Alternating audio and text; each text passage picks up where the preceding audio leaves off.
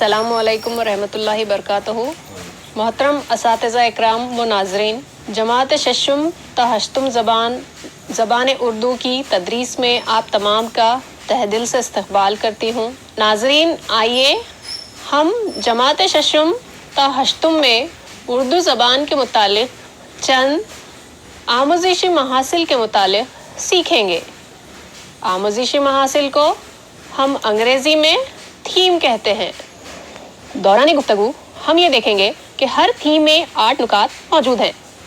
सरपरस्त का किरदार, उस्ताद का किरदार, सरगर्मी, सलाहियतों का जदवल, राह अमल, मिसाल, महासिल, तज्ज़िया। इस तरह से ये नुकात हैं।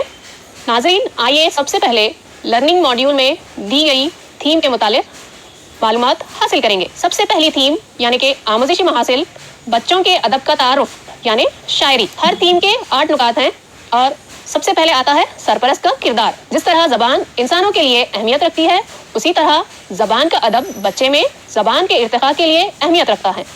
हम जानते हैं कि बच्चा अपने आतराफ व अकनाफ माहौल से सीखता है। खुसूसन मादी ज़बान के सीखने में बच्चे के वालिदैन और सरपरस्तों का अहम किरदार होता है।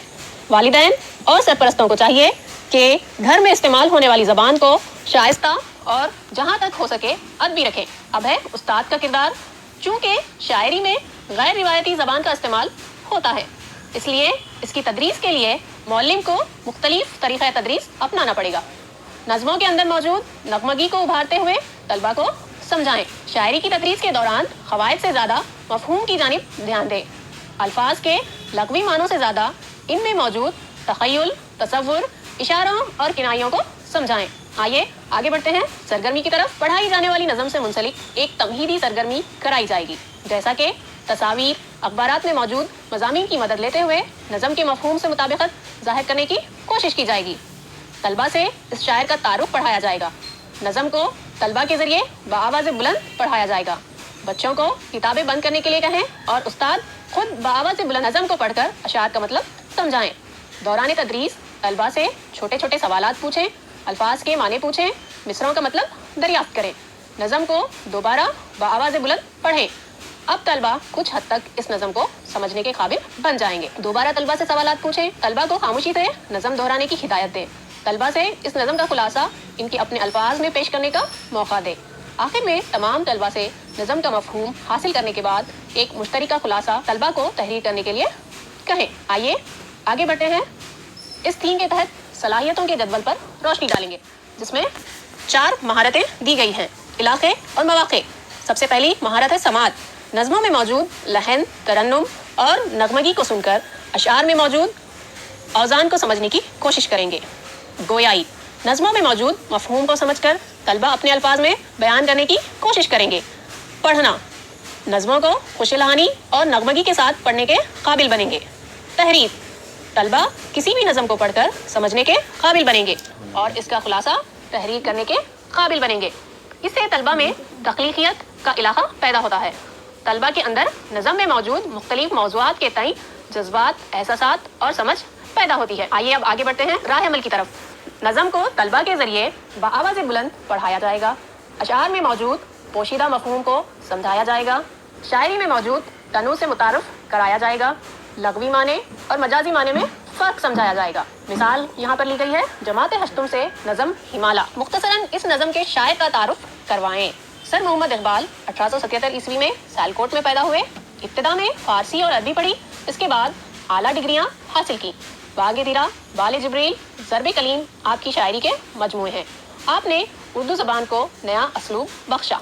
बच्चों के ज़रिए नज़म हिमाला बाआवाज़ बुलंद पढ़ाई जाए, जिसके चंद अशआर दर्ज झेल हैं। तुझ में पैदा नहीं दिरीना रोज़ी के निशान, तू जवां है गर्दिशे शामो सहर के दरमियाँ। हाँ दिखा दे ए तसव्वुर फिर वो सुबह शाम, तू दौड़ पीछे की तरफ ए गर्दिशे अय्याम तू। दर्ज बाला नज़म में मौजिब मुश्किल अल्फाज की निशानदही करें और इनके माने बताएं, जैसे फसील, दिरीना, तजल्ली, कोहिस्तां, पासबां, दामनकश वगैरह। तलबा को ग्रोहों में तकसीम करके हर एक ग्रोह को नज़म का एक एक बंद दें और इन्हें इस बंद का खुलासा लिखने के लिए कहें। तमाम ग्रोहों से खुलासा अक्स करके पूरी नज़म की तशरीह हासिल करें। तलबा का तलफ़ुज़, आइए इस थीम के तहत महासिलात क्या हैं रोशनी डालेंगे। महासिल हैं, तलबा का तलफ़ुज़ इर्तिक़ा पाएगा, طلبہ اشعار کے مجازی معنی سمجھ سکیں گے، شاعری کی باریکیوں کو سمجھ سکیں گے، طلبہ الفاظ کے لغوی اور مجازی معنوں میں فرق کر سکیں گے۔ آخری مرحلہ ہے تجزیہ۔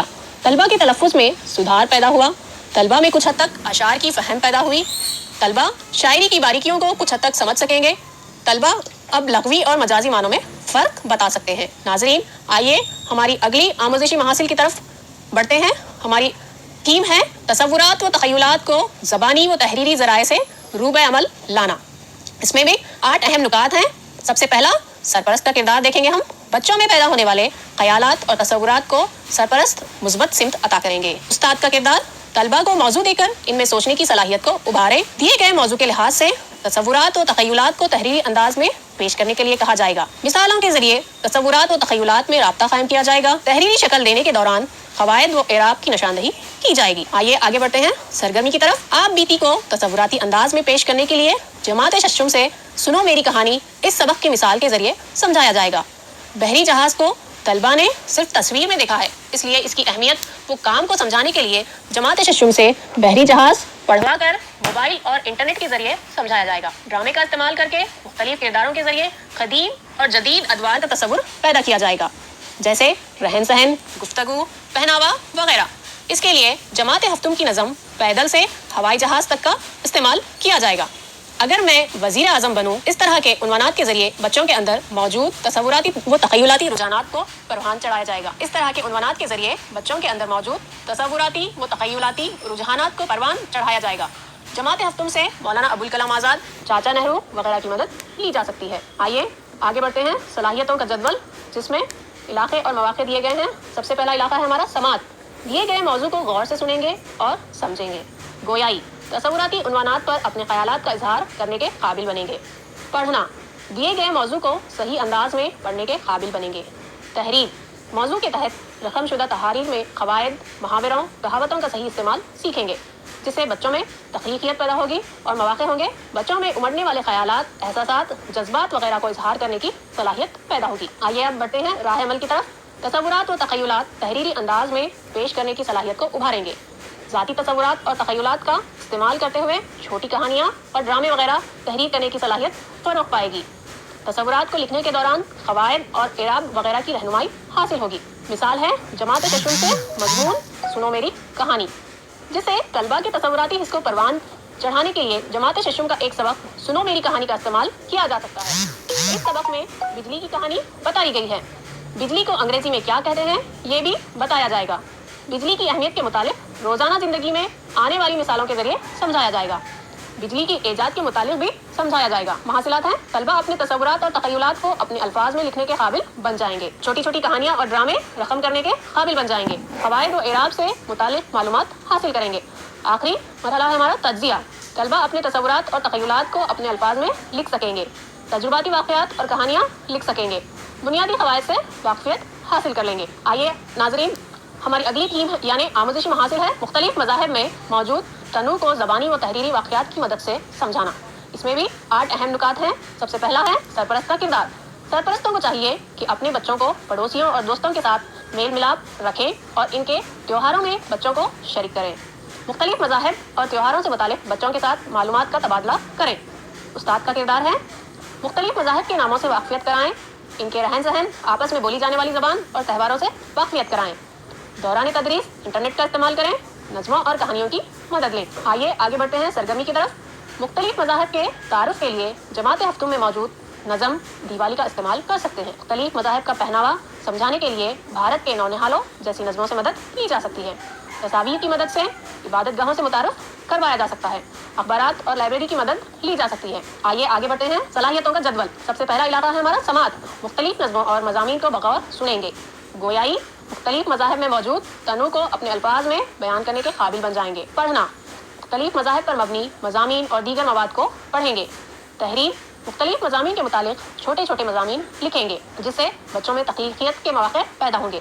طلبہ کے اندر مختلف مذاہب کے تئیں احساسیت پیدا ہو جائے گی اور وہ تنوع کو سمجھ سکیں گے۔ آئیے آگے بڑھتے ہیں رائے عمل کی طرف۔ مختلف مذاہب اور ان کے تہواروں سے واقفیت کرائی جائے گی۔ انٹرنیٹ اور پروجیکٹر کے ذریعے مذہبی عبادت گاہوں اور تہواروں کے بارے میں جانکاری دیں گے۔ طلبہ میں دوسرے مذہبوں کو جاننے کی صلاحیت کو فروغ دینے کے لیے مختلف نصابی اور غیر نصابی نظموں، کہانیوں اور اسباق کا استعمال کیا جائے گا۔ یہاں پر ایک مثال لی گئی ہے، جماعت ہفتم سے نظم دیوالی۔ اس تصویر کو دکھاتے ہوئے طلبہ سے اس کے متعلق پوچھا جائے گا۔ تصویر سے متعلق طلبہ سے چند جملے لکھوائے جائیں گے۔ اسی طرح مختلف تہواروں سے متعلق طلبہ سے مضامین لکھوائے جائیں گے۔ محاصلات ہیں، مختلف مذاہب اور تہواروں سے متعلق طلبہ نے کچھ حد تک معلومات حاصل کریں گے۔ انٹرنیٹ کی مدد سے طلبہ کو مختلف تہواروں کے متعلق معلومات فراہم کی جائیں گی، برجستہ تقریر کرنے کے قابل بنیں گے۔ اور آخری مرحلہ ہے ہمارا تجزیہ۔ طلبہ مختلف مذاہب اور تہواروں کے متعلق معلومات حاصل کریں گے۔ ٹیکنالوجی کی مدد سے طلبہ نے مختلف تہواروں کے ذریعے معلومات حاصل کی۔ طلبہ میں برجستہ تقریر کرنے کی صلاحیت کچھ حد تک حاصل ہوئی۔ شکریہ، اللہ حافظ۔